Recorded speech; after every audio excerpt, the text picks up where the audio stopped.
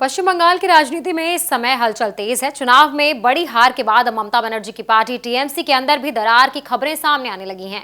विधायक कार्यक्रमों से गायब हैं, पार्षद इस्तीफा दे रहे हैं और पार्टी के अंदर नाराजगी खुलकर सामने आ रही है। सवाल यह है कि क्या टीएमसी कमजोर पड़ रही है और क्या ममता बनर्जी के सामने अब सबसे बड़ी चुनौती अपनी ही पार्टी को संभालने की है। पश्चिम बंगाल की पूर्व मुख्यमंत्री और टीएमसी प्रमुख ममता बनर्जी के लिए इस समय हालात आसान नहीं दिख रहे हैं।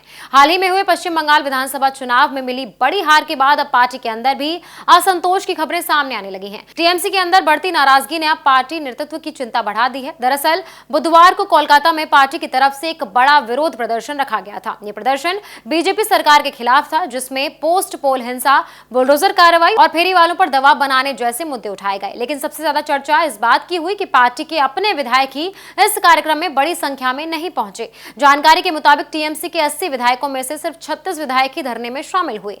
ये संख्या पार्टी के लिए बड़ा झटका मानी जा रही है। राजनीतिक जानकार इसे पार्टी के अंदर बढ़ते असंतोष का संकेत मान रहे हैं।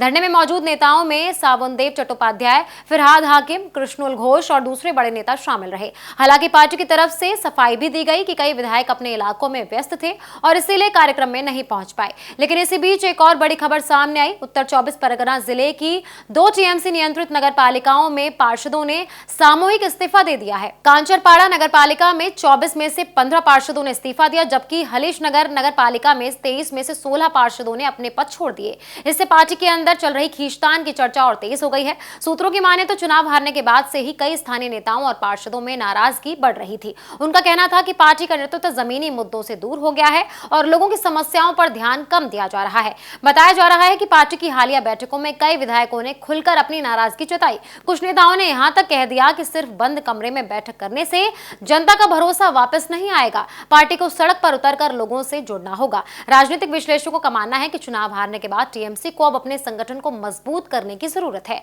अगर पार्टी के अंदर असंतोष जल्द ही नहीं संभाला गया तो आने वाले समय में और नेता पार्टी छोड़ सकते हैं। कुछ रिपोर्ट्स में यह भी कहा जा रहा है कि इस्तीफा देने वाले कुछ पार्षद बीजेपी के संपर्क में भी हैं। हालांकि इस पर अभी तक कोई आधिकारिक पुष्टि नहीं हुई है। इन घटनाओं ने यह साफ कर दिया है कि ममता बनर्जी के सामने अब सिर्फ विपक्ष से लड़ाई नहीं, बल्कि अपनी पार्टी को एकजुट रखना भी उनके लिए बड़ी चुनौती बन गया है।